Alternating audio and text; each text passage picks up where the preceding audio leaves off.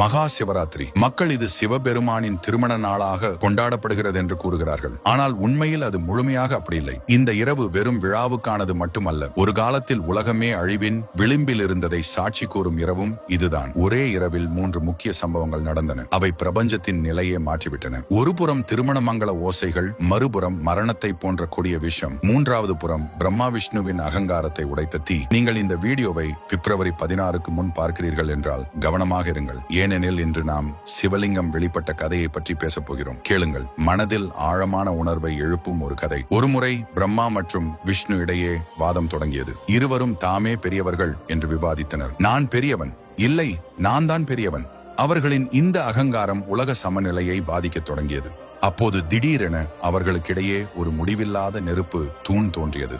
அதற்கு தொடக்கமும் இல்லை, முடிவும் இல்லை. அந்த நெருப்பு தூணிலிருந்து ஒரு குரல் எழுந்தது.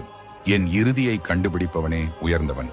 பிரம்மா மேலே சென்றார், விஷ்ணு கீழே சென்றார். ஆயிரக்கணக்கான ஆண்டுகள் கடந்தன. விஷ்ணுவால் முடிவை காண முடியவில்லை. அவர் தனது தோல்வியை ஏற்றுக்கொண்டார். ஆனால் பிரம்மா திரும்பி வந்து முடிவை கண்டதாக பொய் கூறினார். அந்த நொடியில் அந்த நெருப்பிலிருந்து கால பைரவர் வெளிப்பட்டு தண்டனையாக பிரம்மாவின் பொய் சொன்ன தலையை வெட்டினார். அவரது அகங்காரம் உடைந்தது. ஏனெனில் அந்த நெருப்பே சிவன் வடிவமாக இருந்தது. அவர் மிகுந்த உஷ்ணமாக இருந்ததால் தேவர்கள் அவரை அமைதிப்படுத்த நீரும் பாலும் அபிஷேகம் செய்தனர். அதுவே சிவலிங்கத்திற்கு ருத்ராபிஷேகம் தொடங்கிய முதல் நிகழ்வாக கருதப்படுகிறது. ஆனால் கதை இங்கே முடிவடையவில்லை. ஒரு நாள் தேவர்கள் பலவீனம் அடைந்து தங்கள் சக்தியை மீட்க கடல் மாதனம் செய்தனர். அமிர்தம் கிடைக்கும் என்ற நம்பிக்கை இருந்தது. ஆனால் முதலில் வெளிவந்தது கொடிய விஷம். உலகமே ஆபத்தில் சிக்கியது. அப்போது கருணைமிகு சிவபெருமான் உலகை காப்பாற்ற அந்த விஷத்தை அருந்தினார். அதை தனது கழுத்தில் தடுத்து வைத்தார். விஷத்தின் தாக்கத்தால் சிவபெருமானின் உடல் சூடடைந்தது. அதை தணிக்க தேவர்கள் முழு இரவும் கங்காஜலம், பால் முதலியவற்றால் அபிஷேகம் செய்தனர். அவருக்கு நித்திரை வராமல் இருக்க தேவர்கள் முழு இரவும் பாடல்கள் பாடி